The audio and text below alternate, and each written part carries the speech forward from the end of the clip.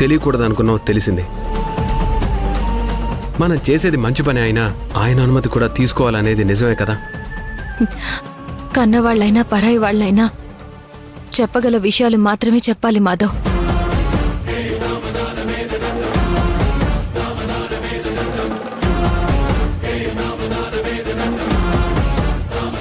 ఒక నిర్ణయం తీసుకున్నప్పుడు ఇంట్లో ఉన్న అందర్నీ సంతోషపెట్టలేము.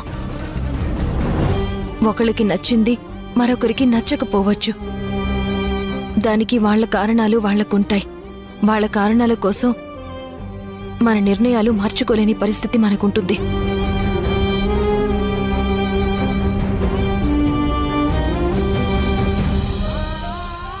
సరే, ఇల్లు వెతుక్కుంటూ ప్రసాద్ వచ్చి ఎందుకిలా చేశావు అని అడిగారు కాబట్టి చెప్పాల్సిన బాధ్యత నాకుంది.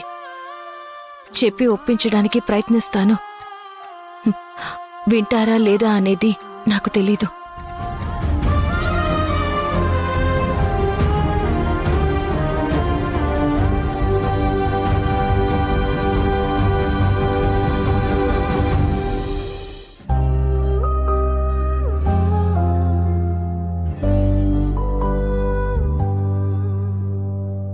ప్రసాదు,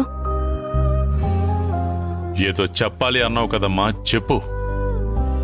నా వైపు చూడలేనంత తప్పు నేనేం చేయలేదు ప్రసాదు.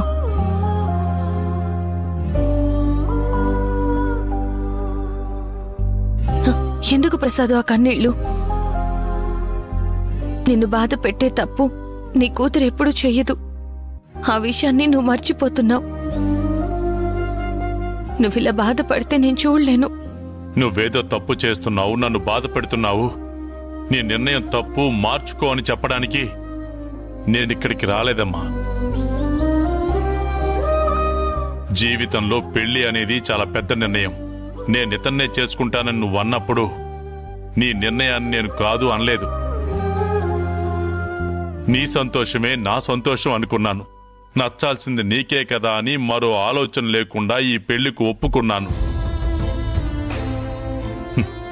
సరే, కడుపుతో ఉన్న బిడ్డని పుట్టింటికి తీసుకువెళ్లాలని ఆ రోజు నేను వస్తే నువ్వు రాలేదు.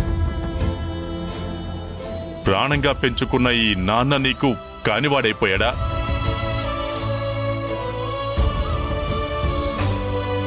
నేను రావాలనే అనుకున్నాను, కానీ ఆ రోజు నువ్వు పెట్టిన కండిషన్స్ వల్లే నేను రాలేకపోయాను ప్రసాదు. కండిషన్స్ పెట్టకుండా ఎలా ఉంటావమ్మా? ఎవరో ఒకరిని తీసుకొచ్చి నా క్లోజ్ ఫ్రెండ్ అని ఇంట్లో పెట్టావు.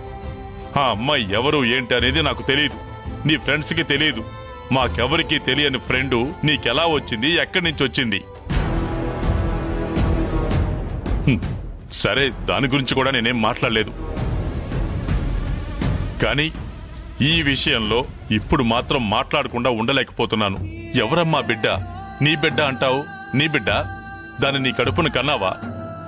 అసలు ఎందుకమ్మా ఆ బిడ్డ మీద నీకంత ప్రేమ?